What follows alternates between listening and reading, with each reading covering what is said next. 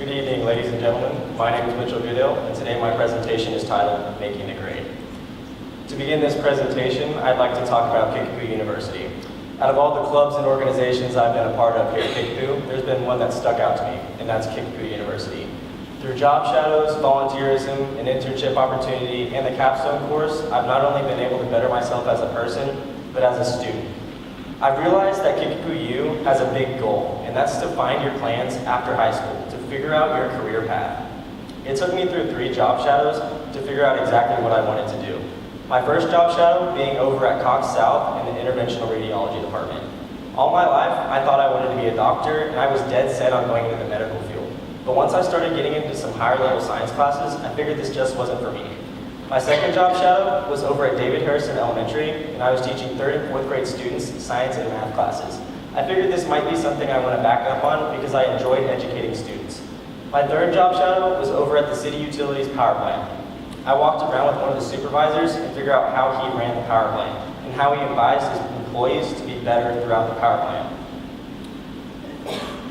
My internship was completely different than all of my job shadows. I was over at the City Utility Community Credit Union. I had 50 hours strictly in the loan department. That was my specific part throughout the credit union. I was in the file room for the most of the time throughout my internship. I did get to figure out what a financial advisor does, and I got to walk around with one of them to see how they advise their clients to have a better financial life. But while I was in the file room, I got to look at different loan applications and mortgage statements and figure out what forms go in and out of the credit union and how that file room works throughout the credit union. But what did I take out of my internship? What did I learn? The first being loan applications. As I said before, I learned the insides and out of loan applications. What goes into a loan application? How are you qualified to be accepted for a loan? Secondly, the filing room. I spent most of my days in the filing room with a stack of papers that I had to finish each and every day. I got to figure out how many different forms there were in the file room and how many tens and thousands of places there are in that specific file room. Third is time management. Without time management, I wouldn't be able to set a pace for myself, and I wouldn't be able to accomplish the work that I needed to each and every day. And lastly, responsibility. Without responsibility, I wouldn't be able to get the files in the right place. My coworkers might not be able to trust me, and I might not be able to accomplish what I need to every single day. A problem that came apparent to me throughout my internship was students aren't retaining the information that they're learning about credit. We have to implement this information so that they can take it with them after high school and into their later life. How do you establish a credit score? I asked several of my friends, do you know what a credit score is? And a lot of the answers were no. But how exactly do you establish credit for your name? But there's not a specific set of steps that you use to establish credit. There's a plethora of different ways that you can use to establish credit. One, you can apply for a secured credit card. This would be one of the most common options. You can go and sign up for a credit card, start making purchases on that credit card, and start establishing credit for your name. Next would be find a cosigner. I can't just go find anybody and sign with that one person. It has to be a person who has already established credit for their name. And then I can start making purchases on that card with their name and start establishing credit for my name.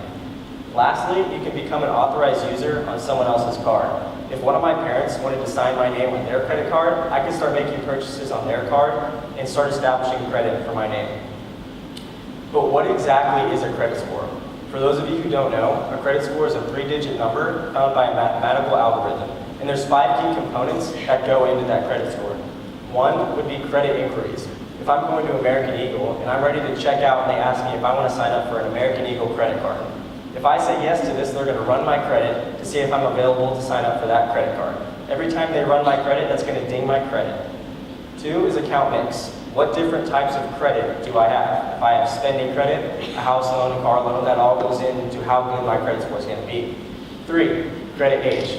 If I've had my credit for just a few weeks, it's not going to be as good as someone who's had their credit for several years. 4 would be payment history. How often am I making my payments on time, and how often am I making my payments not on time? And that can positively and negatively affect my credit score. 5th would be credit utilization. If I have 6 different credit cards, all with a $1,000 spending limit, and I'm only using a couple of those credit cards, I'm not utilizing my credit very well. But if I have 2 credit cards, each with $500 spending limit, and I use both of them equally, I'm going to be utilizing my credit much better. Maintaining a credit score is just like maintaining good grades. I like to relate this to my GPA. Your priorities, choices, actions, and habits all can negatively or positively affect your credit score or GPA. If I prioritize video games over studying, that could negatively affect my test scores and in the future negatively affect my GPA. Choices. If I choose to go to a party on a Friday night instead of study for my test on Monday, then that could negatively affect my GPA. If I prioritize studying 3 hours a night for a habit, that's a good habit, and that can positively affect my GPA. And then I came to the Kickapoo Credit Union. Here at Kickapoo, juniors and seniors, they are required to take the personal finance class. And I think after this personal finance class, we're going to issue them credit cards. They're going to be able to purchase snacks, drinks, items in the lunchroom with these credit cards. And at the end of each month, they're going to get a statement. It's going to say all the purchases that they've made this month, and they have to pay it off. And this is going to teach them how to utilize their credit better and better each and every day. They're going to be able to file for loans. What goes into these loans? Good grades, extracurricular activities, and most importantly, their credit score. So if you've got a 3.7 GPA and you're in a lot of extracurricular activities and you've been utilizing your credit better, you have a better chance of getting accepted for a loan. And this is going to teach students to want to be accepted for loans. They're going to want to utilize their credit as well as they can. In addition to the Kickapoo Credit Union, we're going to extend the curriculum in the personal finance about credit.